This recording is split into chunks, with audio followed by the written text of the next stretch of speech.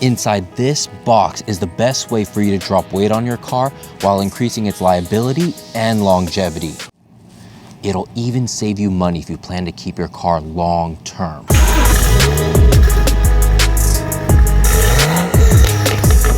What's up everybody, my name is Fritz and welcome to the channel.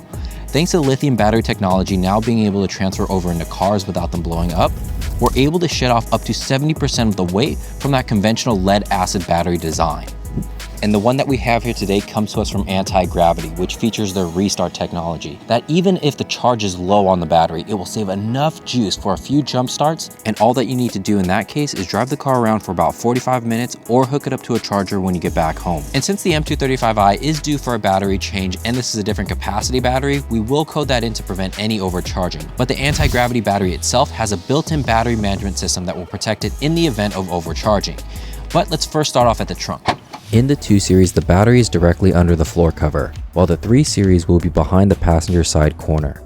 In both cases, the positive and negative terminals are secured by 10mm nuts.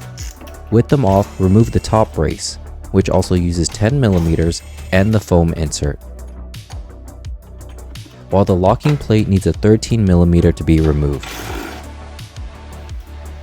Lastly, unplug the tubing for the gaseous waste. And now we can remove the battery. Just be careful here because of your body position and use 2 hands because this thing is heavy. Compared to the Antigravity, the OEM battery is longer and weighs 38.9 pounds more. However, it is cheaper at about $275, while this Antigravity battery comes in at $950. Considering that it can last 2 to 3 times longer, you could save money over that time span when you consider inflation, fuel economy, and if you let a shop code it for you. In fact, if you don't code the battery yourself, I would highly suggest getting the Antigravity battery. The last 2 things to consider are storage capacity and power output. Unless you're storing your car for long periods of time without a charger, 60 amp hours will suffice, especially if you daily the car. The bigger discrepancy is output. The OEM battery has a cold cranking amp rating of 850, while the Antigravity has a 1800 cold cranking amp rating, which comes in handy during those cold seasons. Even if you live in an area below the lowest optimal temperature, you could opt for a bigger amp hour to overcome those conditions. While a lightweight AGM option would be best for the most extreme cold weather. But whatever you do, don't jump or charge a frozen battery. Regardless of which one you pick, installation is straightforward. Slide in the new battery away from the wires and lock it into place.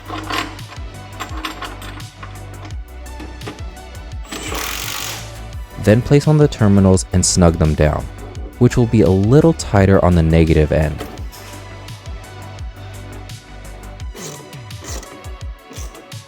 Followed by the foam insert, then the top brace. Since lithium batteries don't produce a gaseous waste as lead does, this tube will stay disconnected. But if you did a direct replacement, go ahead and reconnect it now. After dropping in the floor liner, hook up the car to a battery tender so we can code it, which we have a couple options. Using a scan tool like the C-Reader Elite will plug into the OBD2 port, and in the diagnose section, click through to coding program if a different amp hour battery is being used. Select the appropriate chassis, followed by retrofit. Confirm your car's information, then the new battery's amp hour. For lithium batteries, if no option is available, select the closest AGM option. Once that's coded, go back to the original code screen and select special function instead of coding program. In the body section, scroll down to register battery exchange. Select F2 and ensure the battery value is accurate. Then select same capacity and if it's OEM or not. Then just click through the remaining prompts to set your clock. After that last confirmation screen, you can safely disconnect the reader. If you prefer a Bluetooth adapter with apps, you can plug that in instead.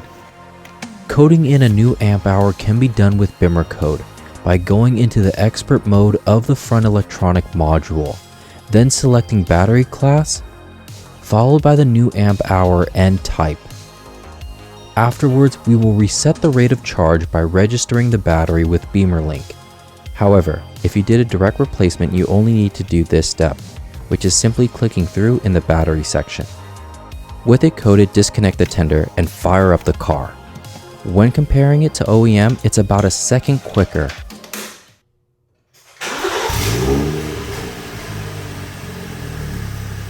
And that's with a jumper connected to compensate for the older battery's condition. Which is another thing to consider with this battery, because it has that self-jumping restart technology. You don't need to get a separate jumper. Just hit the button or one of the two included remotes and you're good to go. It would be better to spend that money on a car battery charger that's specifically designed for or has a cycle specific for lithium batteries. Whatever you do, don't use a regular lead battery charger on a lithium battery. In terms of performance, you'll notice the near 40-pound difference. Not just during the replacement, but taking off feels slightly quicker and smoother, while handling feels a little bit more precise. And although it might seem like we threw off the balance of this car, we did drop almost 30 pounds from the front end last year, and that was noticeable as well. To see those modifications, check out these videos, and I'll see you in that one.